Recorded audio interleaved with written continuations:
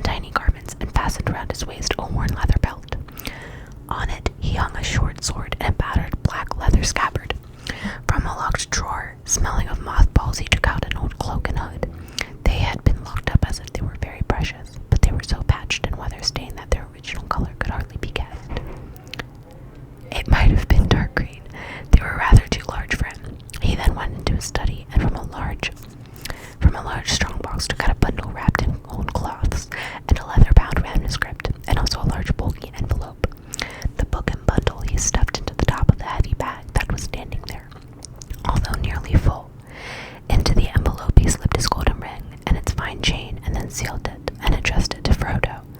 At first, he put it on the mantelpiece, but suddenly he removed it and stuck it in his pocket.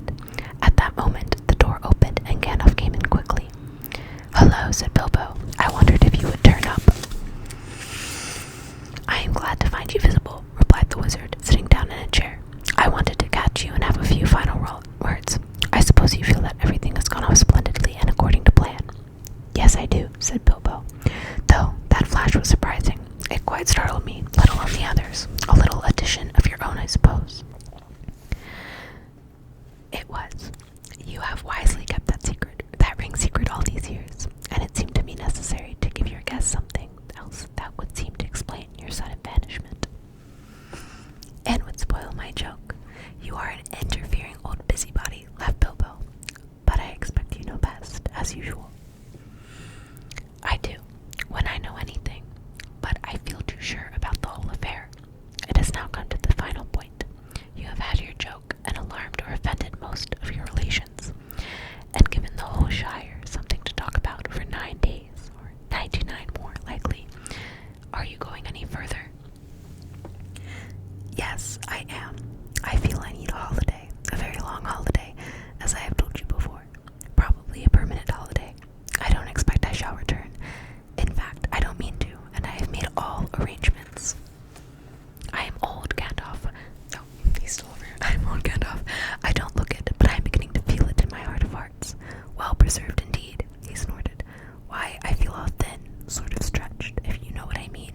Like butter that has been scraped over too much bread. That can't be right. I need a change, or something." Gandalf looked curiously and closely at him. "No, it does not seem right," he said thoughtfully. "No, after all, I believe your plan is probably the best." "Well, I've made up my mind anyway. I want to see mountains again, Gandalf. Mountains. And then find somewhere where I can rest. In peace and quiet, without a lot of relatives prying around and a string of confounded visitors hanging on the bell. I might find somewhere where I can finish my book. I have thought of a nice ending for it. And he lived happily ever after, to the end of his days." Gandalf laughed. "I hope he will, but nobody will read the book, however it ends." "Oh, they may, in years to come. Frodo has read some already, as far as it has gone. You'll keep an eye on Frodo, won't you?" "Yes, I will. 2 eyes as often as I can spare them." "He would come with me, of course, if I asked him. In fact, he offered to once, just before the party. But he does not really want to, yet. I want to see the wild country again before I die, and the mountains. But he is still in love with the Shire, with woods and fields and little rivers. He ought to be comfortable here. I am leaving everything to him, of course, except a few oddments. I hope he will be happy when he gets used to being on his own. It's time he was his own master now." "Everything," said Gandalf. "The ring as well. You agreed to that, you remember." "Well, yes, I suppose so," stammered Bilbo. "Where is it?" "In an envelope, if you must know," said Bilbo impatiently. "There on the mantelpiece." "Well, no. Here it is in my pocket." He hesitated. "Isn't that odd now?" he said softly to himself. "Yet after all, why not? Why shouldn't it stay there?" Gandalf looked again very hard at Bilbo, and there was a gleam in his eyes. "I think, Bilbo," he said quietly, "I should leave it behind. Don't you want to know? Don't you want to?"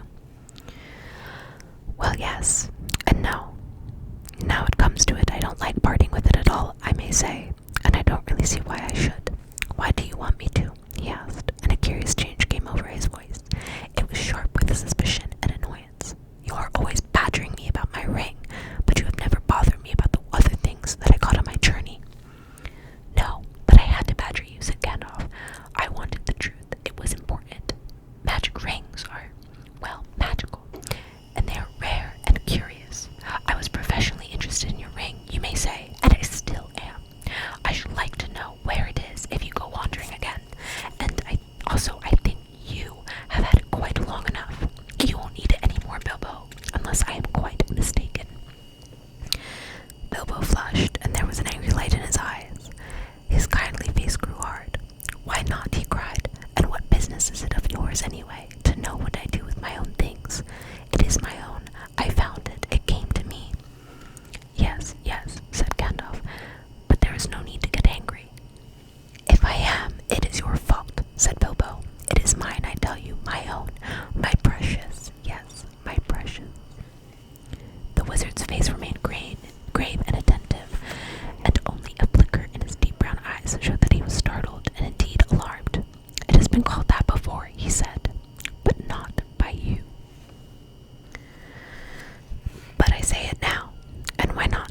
Even if Gollum said the same once, it's not his now, but mine, and I shall keep it, I say. Gandalf stood up. He spoke sternly. You will be a fool if you do, Bilbo.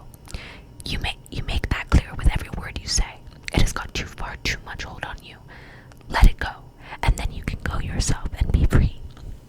I'll do as I choose and go as I please, said Bilbo obstinately. Now, my dear hobbit, said Gandalf, all your long life we have been friends, and you owe me something. Come, do as you promised, give it up.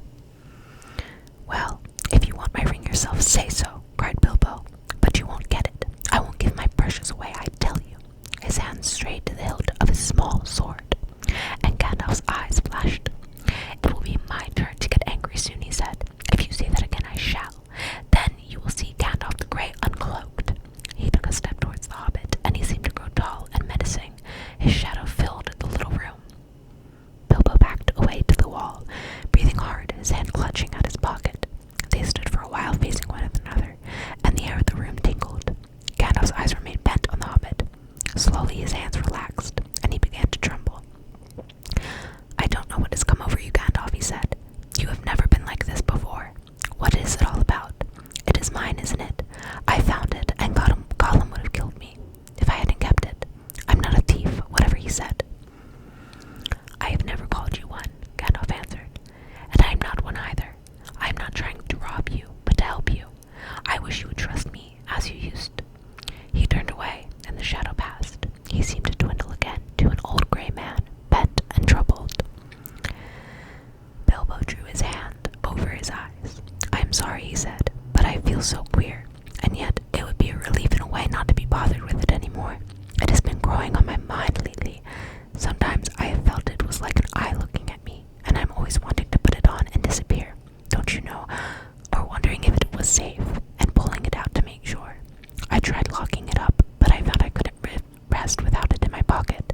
I don't know why, and I don't seem to be able to make up my mind. Then trust mine, said Gandalf. It is quite made up. Go away and leave it behind. Stop possessing it. Give it to Frodo, and I will look after him. Bilbo stood for a moment tense and undecided. Presently he sighed. All right, he said with an effort. I will. Then he shrugged his shoulders and smiled rather ruefully. After all, that's what this party business was all about, really. To give away lots of birthday presents, and somehow make it easier to give it away at the same time. It hasn't made it any easier in the end, but it would be a pity to waste all my preparations. It would quite spoil the joke. Indeed, it would take away the point I ever saw in the affair, said Gandalf. Very well, said Bilbo. It goes to Frodo with all the rest. He drew a deep breath. And now, I really must be starting, or somebody else will catch me. I have said goodbye, and I couldn't bear to do it all over again. He picked up his bag and moved to the door. You still have got the ring in your pocket, said the wizard. Well, so I have, cried Bilbo, and my will and all the other documents too. You'd better take it and deliver it for me. That will be safest. No, don't give the ring to me, said Gandalf. Put it on the mantelpiece. It will be safe enough there till Frodo comes. I shall wait for him. Bilbo took out the envelope, but just as he was about to set it by the cloak, his hand jerked back, and the pocket fell on the floor. Before he could pick it up, the wizard stooped and seized it and set it in its place. A spasm of anger passed swiftly over the hobbit's face again. Suddenly, it gave way to a look of relief and a laugh. Well, that's that, he said. Now I'm off. They went out into the hall. Bilbo chose his favorite stick from the stand. Then he whistled. 3 doors came out of different rooms where they had been busy. Is everything ready? Asked Bilbo. Everything packed and labeled. Everything, they answered. Well, let's start then. He stepped out of the front door. It was a fine night, and the black sky was dotted with stars. He looked up, sniffing the air. What fun!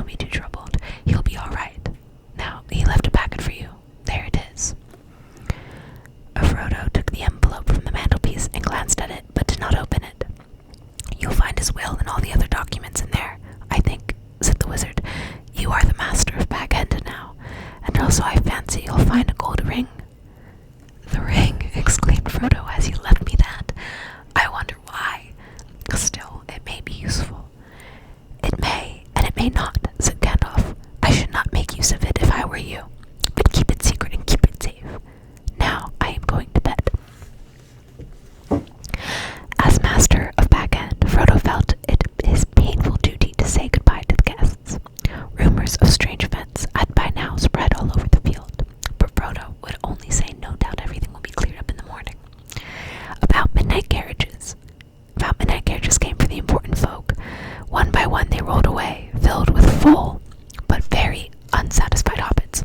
Gardeners came by arrangement and removed in wheelbarrows those that had inadvertently remained behind. Night slowly passed. The sun rose. The hobbits rose rather later. Morning went on. People came and began, by orders, to clear away the pavilions and the tables and the chairs and the spoons and knives and bottles and plates and the lanterns and the flowering shrubs and boxes and the crumbs and cracker paper, the forgotten bags and gloves and handkerchiefs and the uneaten food, a very small item. Then a number of people came without orders, Bagginses and Bowfins and Bolgers and Tooks and other guests that lived or were staying near. By midday, when even the best fed were out and about again, there was a large crowd at Bag End, uninvited but not unexpected. Frodo was waiting on the step, smiling, but looking rather tired and worried. He welcomed all the callers, but he had not much more to say than before. His reply to all inquiries was simply this: Mr. Bilbo Baggins has gone away, as far as I know, for good. Some of the visitors he invited to come inside, as Bilbo had left messages for them. Inside, in the hall, there was a pile of large assortment of packages and parcels and small articles of furniture. On every item there was a label tied. There were several labels of this sort. For Adelard took, for his very own, from Bilbo, on an umbrella. Adelard had carried off many unlabeled ones. For Dora Baggins, in memory of a long correspondence, with love, from Bilbo, on a large wastepaper basket. Dora was Drogo's sister and the eldest surviving female relative of Bilbo and Frodo. She was 99 and had written reams of good advice for more than half a century. For Milo Burrows, hoping it will be useful, from BB, on a gold pen and ink bottle. Milo never answered letters. For Angelica's use, from Uncle Bilbo, on a round convex mirror. She was a young Baggins and too obviously considered her face shapely. For the collection of Hugo Bracegirdle, from a contributor, on an empty bookcase. Hugo was a great borrower of books, and worse than usual at returning them. For Lobella Sackville Baggins, as a present, on a case of silver spoons. Bilbo believed that she had acquired a good many of his spoons while he was away on his former journey. Lobelia knew that quite well. When she arrived later in the day, she took the point at once, but she also took the spoons.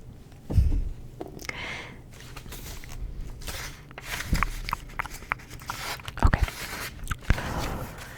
This is only a small selection of the assembled presents. Bilbo's residence had got rather cluttered up with things in the course of his long life. It was a tendency of hobbitholes to get cluttered up, for which the custom of giving so many birthday presents was largely responsible. Not, of course, that the birthday presents were always new. There were one or two old mathams of forgotten uses that had circulated all around the district, but Bilbo had usually given new presents and kept those that he received. The old hole was now being cleared a little. Every one of the various parting gifts had labels written out personally by Bilbo, and several had some point or some joke. But of course, most of the things were given where they would be wanted and welcome. The poor hobbits, and especially those of Backshot Row, did very well.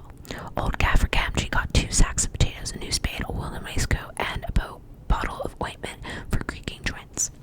Old Rory Brandybuck, in return for much hospitality, got a dozen bottles of old Wynyards, a strong red wine from the South Farthing, and now quite mature, as it had been laid down by Bilbo's father. Rory quite forgave Bilbo and voted him a capital fellow after the first bottle. There was plenty of everything left for Frodo, and of course all the chief treasures, as well as the books, pictures, and more than enough furniture, were left in his possession. There was, however, no sign nor mention of money or jewelry. Not a penny piece or a glass bead was given away. Frodo had a very trying time that afternoon. A false rumor that the whole household was being distributed free spread like wildfire, and before long the place was packed with people who had no business there but could not be kept out. Labels got torn off and mixed, and quarrels broke out. Some people tried to do swaps and